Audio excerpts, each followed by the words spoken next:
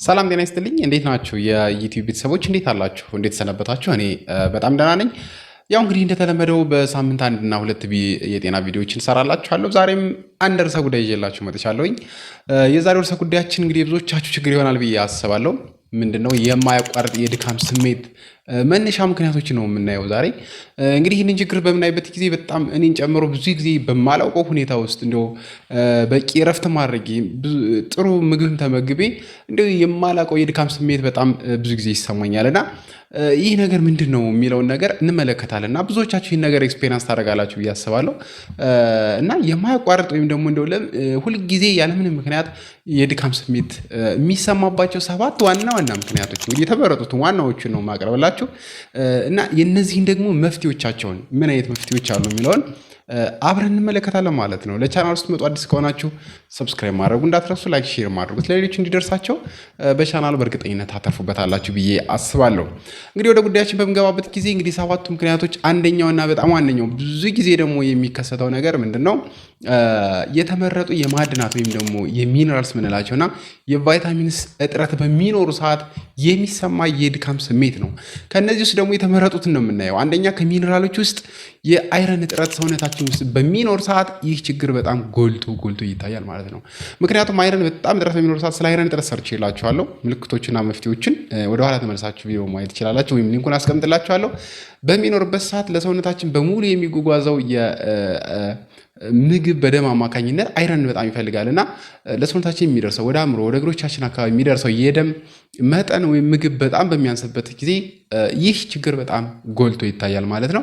ኦክሲጅንም እንደዚሁ የሚተላለፈው በዚህ አማካኝነት ስለሆነ ይህ ችግር ጎልቶ ይታያል። እንግዲህ አይረን እጥረት በጣም የድካም ስሜት ያስከትላል። እንግዲህ አይረን እጥረት እንዳይፈጠር ምን ታደርጋላችሁ? እንግዲህ ቀይ ስጋ መመገብ፣ አረንጓዴ አትክልቶችና መመገብ በጣም ጥሩ ነው። አይረን ፎርቲፋይድ የሆኑ ምግቦች ደግሞ በጣም አሪፍ ናቸው። ገበያ ላይ ማግኘት ትችላላችሁ። ከዚህ ባለፈ ደግሞ አይረን በሳፕልመንት ሁሉ አለ፣ መውሰድ ይቻላል ማለት ነው፣ እጥረቱ እንዳለ ከተረጋገጠ።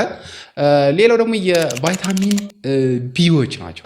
ቢ2 እስከ 12 ድረስ ናይንን ጨምሮ እጥረት በሚኖርበት ሰዓት ደግሞ ይህ ችግር አሁንም በጣም ጎልቶ ይታያል። ምክንያቱም ቫይታሚን ቢዎች ሴሎች በአግባቡ ስራቸውን እንዲሰሩ ወይም ደግሞ ለኢነርጂ ጉልበት እንዲኖር በማድረግ የሚጠቅሙ ቫይታሚኖች ናቸው እና እነዚህ እጥረት በሚኖሩበት ሰዓት ይህ ችግር በጣም የድካም ስሜቱ ጎልቶ ይታያል። እንዲሁም ኦክሲጅንና ምግቦችን በተመሳሳይ ወደ ሰውነታችን የሚያዳርሱ ናቸው። እንግዲህ ቴስት አድርጋችሁ የቫይታሚን ቢ እጥረቶች ካሉ ቫይታሚን ቢ ከተለያዩ ነገሮች ይገኛሉ። እንግዲህ በለውዝ፣ በአጃ፣ በጥራጥሬዎቹ ማለት ነው። ከእንቁላል፣ ከስጋና ከአሳ በበለጠ ቅጠላቅጠሎች ላይም እንዲሁም ፍራፍሬዎች ላይ በበለጠ ይገኛልና ቫይታሚን ቢን በሳፕሊመንትን በተመሳሳይ መውሰድ ትችላላችሁ ማለት ነው፣ ይህ ችግር እንዳለ ከተረጋገጠ።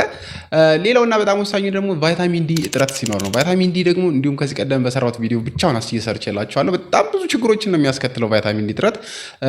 ይህ ነገርም በሚኖርበት ጊዜ የድካም ስሜቱ በጣም ጎልቶ ይታያል። ስለዚህ የቫይታሚን ዲ ሌቭላችሁን ካሰራችሁ በኋላና እጥረቱ እንዳለ ካረጋገጣችሁ በአመጋግባችሁ በተለይ አሳን፣ እንቁላልን በጣም ማዘውተር ወይም ደግሞ መመገብ ይጠይቃል፣ በብዛት ስለሚገኝ ማለት ነው። ከዚህ ባለፈ ደግሞ የፀሐይ ብርሃን እንግዲህ እንደምታውቁት ቫይታሚን ዲ በማግኘት በጣም ትልቅ ሚና ያለው ነገር ነው። የፀሐይ ብርሃን በበቂ ሁኔታ ማግኘት፣ በሳፕሊመንት ደግሞ እንደዚሁ መውሰድ ቫይታሚን ዲን በጣም አስፈላጊ ነው ማለት ነው። ሌላው ቫይታሚን ሲ ነው። ቫይታሚን ሲ እንግዲህ እንደምታውቁት ቅድም እንዳልኳችሁ የአይረን መመጠጥን በጣም ስለሚያግዝ የደም ማነስን ሊያስከትል ስለሚችል ቫይታሚን ሲ በጣም አስፈላጊ ነው። ቫይታሚን ሲ እንግዲህ ከሲትረስ ከሆኑ ምግቦች ከነ ሎሚ፣ ብርቱካን አይነት ነገሮች ማግኘት እንችላለን። እሱን አዘውትሮ መመገብ። ከዚህ ባለፈ ደግሞ በሳፕሊመንትም በዚሁ መውሰድ ይቻላል ማለት እነዚህ ችግሮች በሚኖር ሰዓት። የመጀመሪያው ምንድን ያለ ነው ማለት ነው፣ የተመረጡ ማዕድናት ወይም ሚኒራልስ እና የቫይታሚን እጥረቶች በሚኖር ሰዓት የሚፈጠር የማያቋርጥ የድካም ስሜት ነው ማለት ነው። እንግዲህ ሁለተኛውና ደግሞ በጣም ሌላው ለማያቋርጥ ወይም ደግሞ ለሁልጊዜ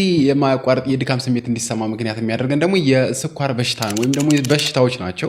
በተለይ የስኳር በሽታ ይህንን ትልቅ ድርሻ ይወስዳል። ይህ ምንድነው? በሰውነታችን ውስጥ የሚኖረውን የስኳር መጠን የመቀየር ባህሪ ወይም ደግሞ መጠኑ በተደጋጋሚ የመለዋወጥ ባህሪ ስለሚኖረው እንደዚህ እጥረት በሚኖርበት ሰዓት የድካም ስሜቱ በጣም ጎልቶ ይታያል። ከዚህ ባለፈ ደግሞ የታይሮይድ ችግር ካለ የታይሮይድ እንግዲህ የታይሮይድ ሆርሞን ታውቁታላችሁ፣ ለጉልበት ለኢነርጂ በጣም የሚጠቅም ነገር ነውና ይህ የታይሮይድ ሆርሞን ችግር በሚኖርበት ሰዓት ወይም ደግሞ የእንቅርት በሽታ የምንለው የታይሮይድ ችግር በሚኖር ሰዓትም እንደዚሁ ይህ ችግር ይኖራል። ሌላው ከህመሞች ደግሞ የልብ ችግር ነው። የልብ ችግር እንግዲህ በሚኖርበት ሰዓት በበቂ ሁኔታ ደም ለሰውነታችን መድረስ አይችልም፣ በደም መረጨት አይችልም፣ መገፋት አይችልም ማለት ነው። ይህም ሌላኛው ለድካም ለማያቋርጥ የድካም ስሜት ሌላኛው ምክንያት ነው። የኩላሊት ህመም በሚኖር ሰዓትም እንግዲህ ኩላሊት ሁሉን ነገር የምታጣራው እሷ ናት ማለት ይቻላል እና በደንብ የማጣራት አቅም ስለሚቀንስ ይህም ለሰውነታችን የሚደርሰው መጠንም ስለሚቀንስ ይህ ችግር ሊፈጠር ይችላል። ሌላው ድብርት ነው። ድብርት በሚኖርበት ሰዓት የጉልበት ማጣት ስሜት ይኖራል። ይህም ለማያቋርጥ ድካም ስሜት ምክንያት ይሆናል ማለት ነው።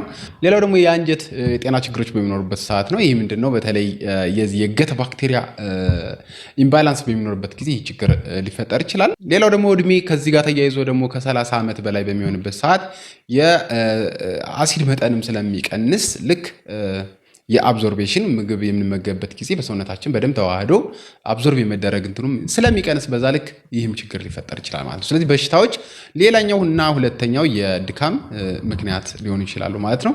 ሌላው ሶስተኛው ደግሞ ከፍተኛ የሆነ ክብደት በሚኖርበት ሰዓት ነው። ይህ እንግዲህ እንቅስቃሴ አልባ አይነት ሁኔታ ውስጥ የምንኖር ከሆነ ሰውነታችን ከሚገባው በላይ ክብደት ይኖራል ማለት ነው። ይህ ደግሞ ምንድነው? በዋናነት የእንቅልፍ ችግርን ያስከትላል።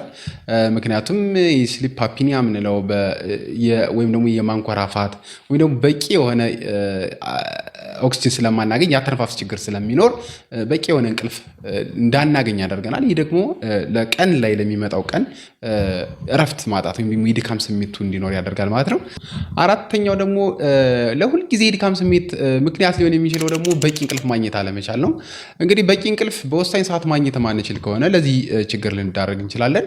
በእንቅልፍ ሰዓት እንግዲህ ብዙ ነገሮች ይካሄዳሉ ሰውነታችን ውስጥ። በተለይ የእድገት ሆርሞኖች ይመነጫሉ፣ በደንብ ስራቸውን የሚሰሩበት ሰዓት ነው። ከዚህ ባለፈ ደግሞ ሴሎች የሚታደሱበት ራሳቸውን ሪኒውድ የሚያደርጉበት ሰዓት ነው እና እንቅልፍ በጣም በተገቢው ማግኘት አስፈላጊ ነው። እንግዲህ ይሄ ምንድነው? በተለይ የስክሪን ታይማችንን መቀነስ፣ የስልክ ወይም ደግሞ ስክሪን ላይ የምናሳልፈው ነገር፣ ካፌን፣ እንደዚህ ነገሮችን የመጠቀም ልምዳችን በተለይ ወደ እንቅልፍ በምንሄድበት ሰዓት መቀነስ በጣም ተገቢ ነው። በተመሳሳይ ሰዓት ደግሞ መተኛትም ልምድ ማዳበር ደግሞ እንደ መፍትሄ ይወሰዳል ማለት ነው። አምስተኛው ደግሞ አንዳንድ የመድኃኒት ሳይድ ኢፌክቶች ናቸው። በተለይ ስቴሮይድስ የምንላቸው የደም ግፊት መድኃኒቶች፣ አንቲዲፕረሳንት ወይም ደግሞ የድብርት መድኃኒቶች ደግሞ አንዳንዴ እንደዚህ አይነት ውስጥ ሊከቱ ይችላሉ፣ ከፍተኛ የድካም ስሜት ውስጥ። እነዚህን ደግሞ መድኃኒቶችን እየወሰዳችሁ ከሆነ ደግሞ ሐኪማችሁን ማመካከር በጣም ተገቢ ነው። ምክንያቱም ከዚህ ከመድኃኒቶች ጋር ሳይድ ኢፌክት ጋር ተያይዞ የመጣ ከሆነ በደንብ አጀስት ማድረግ የሚያስፈልግበት ሁኔታ ሊኖር ስለሚችል ከሐኪማችሁ ጋር መታየት መነጋገር ያስፈልጋል። ሌላኛው ደግሞ በጣም ወሳኙ ነገር ደግሞ በቂ ውሃ የመጠጣት ልምዳችን በጣም ዝቅተኛ መሆን ነው። ወይም ደግሞ ዲሃይድሬት ስንሆን ነው ሰውነታችን በጣም የውሃ እጥረት በሚገጥምበት ሰዓት ለማያቋርጥ የድካም ስሜት ልንዳረግ እንችላለን። ብዙ ጊዜ እንግዲህ በውሃ እንግዲህ ሰውነታችን ኦልሞስት ብዙ ፐርሰንቱ ውሃ ነው ማለት ይቻላል። የተለያዩ የባዮኬሚካል ሪያክሽኖች ደግሞ የሚካሄዱት ደግሞ በውሃ አማካኝነት ነው። ስለዚህ የውሃ እጥረት በሚኖርበት ሰዓት እነዚህ ነገሮች ስለሚስተጓጎሉ የድካም ስሜቱ በጣም የጎላ ይሆናል። ስለዚህ ውሃን በተገቢው መልኩ ማግኘት መውሰድ በጣም ተገቢ እንደሆነ ልታውቁ ይገባል ማለት ነው። ምክንያቱም ለዚህ ችግር ሊዳርገን የሚችል ትልቁ ነገር ስለሆነ ነው።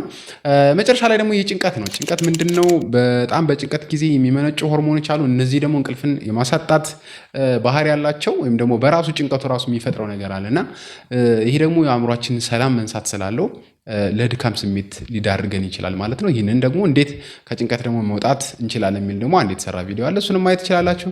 እንግዲህ ምንድነው በየሃይማኖታችሁ ጸሎት ማድረግ ሊሆን ይችላል። ወይም ደግሞ የጭንቀት መነሻ ምክንያቱን መለየት እና ከዛ ነገር ደግሞ ሆን ብሎ የመተው የመዝናናት እንቅስቃሴ ማድረግ እንዲህ ነገሮች ከጭንቀት እንድንወጣ የሚያግዙ ነገሮች ናቸው እና እነዚህ ማድረግ ይቻላል። በዛሬ ትምህርታችን እንግዲህ ያየነው ምንድነው አጠር ባለ መልኩ 7 ዋና ዋና የማያቋርጥ ወይም ደግሞ ሁልጊዜ የድካም ስሜት እንዲሰማን የሚያደርጉ ምክንያቶችንና ለእያንዳንዳቸው ደግሞ እንደ መፍትሄ ይሆናሉ ያልናቸው ነጥቦች ያነሳንበት ቪዲዮ ነበር። የተሻለ ነገር አግኝታችሁበታል ብዬ አስባለሁ። ከወደዳችሁት ላይክ አድርጉት፣ ቻናሉን ሰብስክራይብ ማድረጉን እንዳትረሱ። በሌላ ርዕሰ ጉዳይ እስከምንገናኝ መልካም ጊዜ፣ ቻው።